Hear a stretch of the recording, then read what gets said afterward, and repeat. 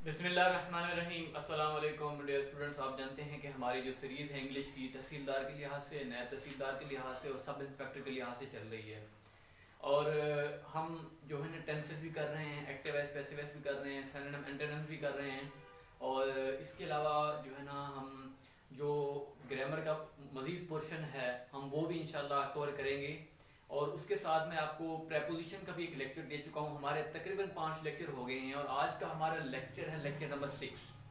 इस लेक्चर में आपको एक तो मैं टेंस प्रेजेंट कॉन्टिन्यूस टेंस के बारे में बताऊंगा, उसका मैं नेगेटिव, पॉजिटिव, इंट्रोगेटिव और अफर्मेटिव और इंट्रोगेटिव नेगेटिव, ये इन सब के बारे में सिर्फ एक सेंटेंस के थ्रू आपको इंशाल्लाह पूरी पिक्चर इस टेंस के बारे में बता दूंगा। और मैं आपको ये भी बताऊंगा कि कौन कौन सी ऐसी एरियाज हैं जहां पे हम कॉन्टिन्यूस टेंस को इस्तेमाल नहीं कर सकते, और कैसे कौन से ऐसे वर्ब्स हैं जहां पे हम कॉन्टिन्यूस टेंस इस्तेमाल नहीं कर सकते, और कहां पे हमने इज लगाना है, कहां पे हमने आर लगाना है और कहां पे हमने एम लगाना है।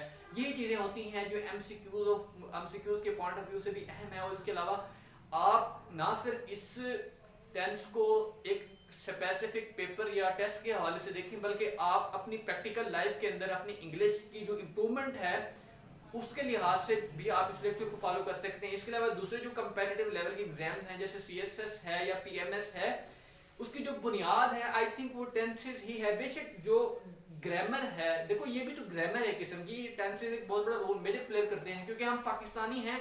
और क्योंकि हमसे जब हम स्ट्रक्चर लिखते हैं इंग्लिश का तो हमसे बहुत सारी मिस्टेक्स हो जाती हैं जब हम उसको डायरेक्टली इंग्लिश में ट्रांसलेट करने की कोशिश करते हैं। जब हम पहले उर्दू में फिक्रे को सोचते हैं फिर उसको इंग्लिश में कन्वर्ट करते हैं, ट्रांसलेट करते हैं, तभी हमारी ग्रामर के लिहाज से मिस्टेक होने के चांसेस बहुत कम होते हैं। चलते हैं इस टेंस को जो है ना हम डिस्कस करते हैं, लेकिन उससे पहले अगर आप इस मेरे चैनल पे नए हैं सक्सेस फॉर ऑल पे, आइडियाज विद आंसर पे अगर आप नए हैं तो आप जो है ना इस चैनल को सब्सक्राइब कर लीजिएगा। और इसके अलावा बेल आइकन के बटन को जरूर प्रेस करना है ताकि हर नई वीडियो का नोटिफिकेशन आपको टाइमली जो है ना मिलता रहे। चलते हैं और इस टेंस को हम डिस्कस करते हैं। देखिए प्रेजेंट कॉन्टिन्यूअस टेंस, इसका मतलब जो होता है फेल, हाल जारी। अब देखो कौन कौन सी चीजें हैं जो आपको ध्यान में रखनी है। पहली बात तो ये अगर फिक्रा उर्दू के अंदर इस तरह का होगा, रहा है एंड में आता है, रही है वगैरह। जैसे मैं आपको पढ़ा रहा हूँ, मैं खाना खा रहा हूँ, मैं स्कूल जा रहा हूँ, मौजूदा गवर्नमेंट अच्छी पॉलिसीज बना रही है। देखो एंड पे आया है, रहा है, रही है, रहे हैं, तो आपने ये अंदाजा लगा लेना है कि ये टेंस जो है ये टेंस है प्रेजेंट कॉन्टिन्यूअस टेंस। अब देखो मैंने यहां पे एक सेंटेंस लिखा हुआ है और इसी एक सेंटेंस के थ्रू मैं आपको इस टेंस की पूरी पिक्चर दिखाने वाला हूं, सिर्फ एक टेंस के जरिए। अब लड़के हॉकी खेलते हैं। अब इस सेंटेंस के अंदर आपने सब्जेक्ट देखना है, वर्ब देखना है और ऑब्जेक्ट देखना है। अब देखो लड़के, इसका पॉजिटिव जो या अफर्मेटिव का जो स्ट्रक्चर है वो है सब्जेक्ट। अब देखो मैंने यहां पे दी बॉय सब्जेक्ट लिखा, उसके बाद है सॉरी इज एम आर, फिर है first form of verb, first form फिर आईएनजी। अब देखो मैंने यहां पे आर लगाया दी बॉयज, क्योंकि दी बॉयज जो है प्लूरल है, प्लूरल के साथ हमने क्या लगाना है, आर लगाना है। प्लेइंग, प्लेइंग क्या है, प्ले खेलना, आईएनजी मैंने इसके इजाफा कर दिया। हॉकी क्या है, ऑब्जेक्ट है। अब आगे देखें नेगेटिव के लिहाज से, लड़के हॉकी नहीं खेल रहे हैं। अब देखो लड़के हॉकी नहीं, सबसे पहले मैं आपको स्ट्रक्चर बताना चाहूंगा। Subject is am are not first form of verb plus ING और ऑब्जेक्ट। अब देखें दी बॉयज आर मैंने क्यों लगाया, क्योंकि बॉयज हैं, प्लूरल हैं। अब नॉट मैंने लगा दिया क्योंकि are not, am not, is not आपने लगाना है। प्लेइंग फर्स्ट फॉर्म, मैंने आईएनजी का इजाफा किया। हॉकी ये ऑब्जेक्ट है। आपने सब्जेक्ट, वर्ब और ऑब्जेक्ट के लिहाज से किसी भी सेंटेंस को ट्रांसलेट करना है। अब देखो मैं सबसे पहले आपको ये बताता चलूं कि हमने इज एम आर किस तरह लगाना है। अब देखें ही, शी, इट और कोई भी सिंगुलर नाउन या प्रोनाउन अगर होगा तो हमने क्या लगाना है, फर्स्ट फॉर्म इज लगाना है हमने फर्स्ट फॉर्म, और आईएनजी का वर्ब के अंदर हमने इजाफा कर देना है। अब देखो ये मैं कहता हूं प्लेइंग आएगा, वो खेल रहा है, ही इज प्लेइंग, वो खेल रही है, शी इज प्लेइंग। अब देखो हमने इसका इस्तेमाल सीखा। अब वी, यू, दे, वो खाना खा रहे हैं, they are eating the food, they are eating food. वो खेल रहे हैं, दे आर प्लेइंग। वो जा रहे हैं, दे आर गोइंग, वो स्कूल जा रहे हैं, they are going to school. अब देखो मैंने किसके साथ, हम खाना खा रहे हैं, वी आर ईटिंग फूड। अब देखो तुम जा रहे हो, यू आर गोइंग। अब देखो मैंने वी के साथ, यू के साथ क्या लगाया, मैंने आर लगाया है, फर्स्ट फॉर्म और प्लस आईएनजी। अब एम का इस्तेमाल, एम का इस्तेमाल मैंने सिर्फ एम के, मैं पढ़ा रहा हूं, आई एम टीचिंग। मैं आपको लेक्चर डिलीवर कर रहा हूं, I am delivering the lecture to you. अब देखो इन एम का इस्तेमाल इस तरह का है। अब देखो लड़के हॉकी नहीं खेल रहे, मैंने यहां तक आप समझाया था। अभी क्या लड़के हॉकी खेल रहे हैं। अब देखो यहाँ पे इंट्रोगेटिव सेंटेंसेस आ जाएगा, उसका स्ट्रक्चर क्या है। देखो या आपने सबसे पहले इज एम आर लगाना है, उसके बाद आपने सब्जेक्ट लगाना है, फर्स्ट फॉर्म ऑफ वर्ब के बाद आईएनजी का इजाफा करना है, फिर आपने ऑब्जेक्ट लगा देना है। अब देखिए क्या लड़के, अब देखो लड़के, लड़के क्या है, प्लूरल है, ये हमारा सब्जेक्ट है, तो प्लूरल के साथ हमें क्या लगाना है, आर लगाना है। Are the boys playing, first form of verb plus ING का इजाफा, हॉकी। आगे क्या है, क्या लड़के हॉकी नहीं खेल रहे हैं, इंट्रोगेटिव प्लस नेगेटिव। अब क्या, क्योंकि हमने सबसे पहले सब्जेक्ट को देखना है, क्या है, लड़के हैं, दी बॉयज हैं, तो हम प्लूरल के साथ क्या लगाते हैं, आर लगाते हैं। देखो मैंने आर लगा दिया, आर दी बॉयज।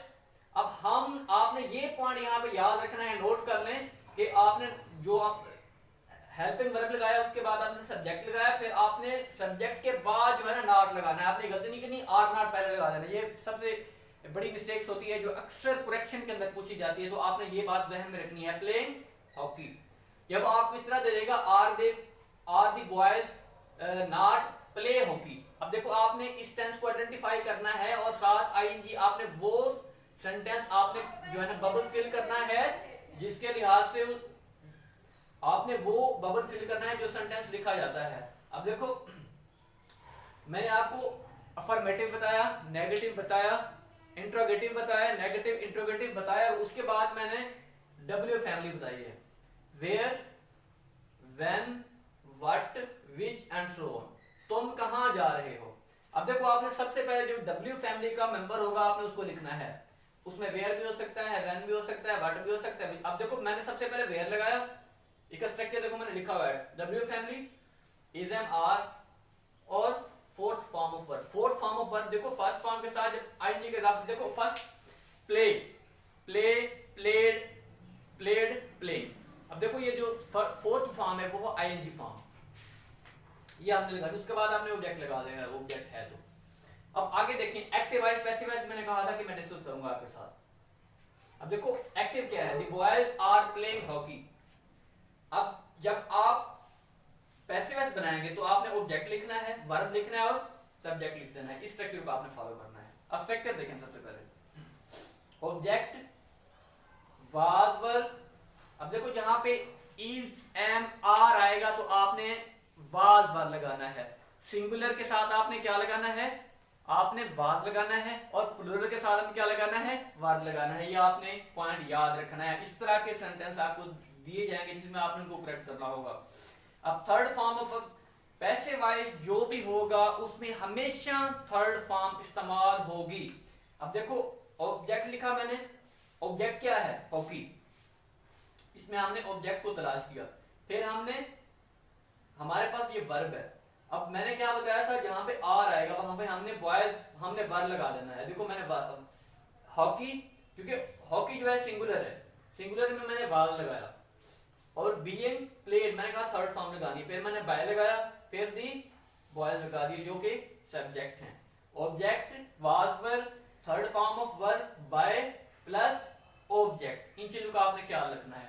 अब आगे मैं इस प्रेजेंट कंटिन्यूअस टेंस का यूज बता रहा हूं क्योंकि इसका एक स्पेसिफिक यूज है जहां पे आप इसको प्रैक्टिकली यूज कर सकते हैं। अब देखो, अब मैं आपको लेक्चर डिलीवर कर रहा हूं, मतलब वो एक्शंस जो स्पीकिंग के टाइम पे वकूफ पजीर होता है हम उसमें यूज करते हैं। जैसे मैं आपको पढ़ा रहा हूं, आई एम टीचिंग, मैं खाना खा रहा हूं, I am eating, I am eating anything. अच्छा अब देखें, शी इज सिंगिंग नाउ, देखो वो अब गा रही है, वो अब गा रही है। The boys are playing hockey, लड़के हॉकी खेल रहे हैं। अब देखो ये ऐसा एक्शन है जो at the time of speaking हो रहा है, ये आपने याद रखना है। इसका एक टेम्परेरी एक्शन है, जैसे happening at the time of, not happening at the time of speaking. जैसे आई एम रीडिंग, मैं आजकल क्या पढ़ रहा हूं, अनपॉपुलर एसेज पढ़ रहा हूं। अब देखो उस बुक को मैं उस टाइम नहीं पढ़ रहा पर्टिकुलर टाइम, बल्कि टेम्परेरी पढ़ रहा हूं। मैं उसको कंटिन्यूअसली, मेरी बुक है, मैं उसको हफ्ते में खत्म करता हूं, मैंने उसको स्टार्ट की हुई है, अभी वो चल रही है, तो इस सेंस में भी इस्तेमाल हो सकता है, but not in reading at this moment. अब एक्शन जिसमें arrange to happen in the near future, जैसे I am going to cinema tonight, या I am going to cinema at night, मतलब एक फ्यूचर एक्शन को शो कर रहा है। My uncle is arriving tomorrow, मेरे अंकल जो है ना, मेरे चाचू जो है वो कल आ रहे हैं। अब देखो एक फ्यूचर एक्शन है जिसमें हमने इसका इस्तेमाल किया है, यूज्ड विद एडवर्ब्स लाइक। अब इसके साथ इसको हम यूज कर सकते हैं, जैसे ऑलवेज है, कॉन्स्टेंटली है, और इसके अलावा कॉन्टिन्यूअसली है। My dog is very silly, he is always running out into the road. अब देखो हमने इसको यहां पे इस्तेमाल किया। वो ऐसे वर्ब्स हैं जिनको आप इस्तेमाल नहीं कर सकते, वर्ब्स जिनको हम इस्तेमाल नहीं कर सकते इसमें, जैसे verbs of perception, see, hear, आपने चीज ध्यान में रखनी है, स्मेल, नोटिस, रिकॉग्नाइज। अब आगे है verbs of appearance, verbs of appearance जैसे अपीयर, लुक, सीम। अब आगे है verbs of emotions, want, wish, love, hate, like, hope और रिफ्यूज, ये है वर्ब्स ऑफ इमोशन। आगे है वर्ब्स ऑफ थिंकिंग, थिंक मतलब थिंकिंग आप नहीं आप थिंकिंग नहीं लिख सकते, I am thinking, this is not right. अच्छा believe, I am believing, this is not right. अच्छा agree, I am agreeing with you, this is not the. अच्छा ट्रुथ, इसके साथ भी हम इसको इस्तेमाल नहीं कर सकते।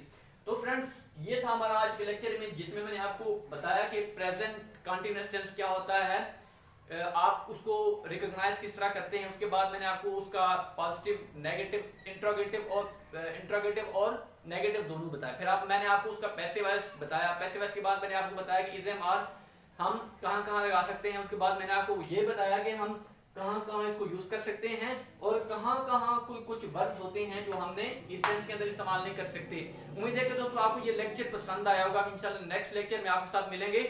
और अगर आपसे मैंने पहले रिक्वेस्ट की थी कि अगर आपको ये वीडियो पसंद आई है तो आप इसको लाइक जरूर कीजिएगा और दोस्तों के साथ शेयर कीजिएगा। इंशाल्लाह नेक्स्ट लेक्चर मिलते हैं, तब तक के लिए अल्लाह हाफिज।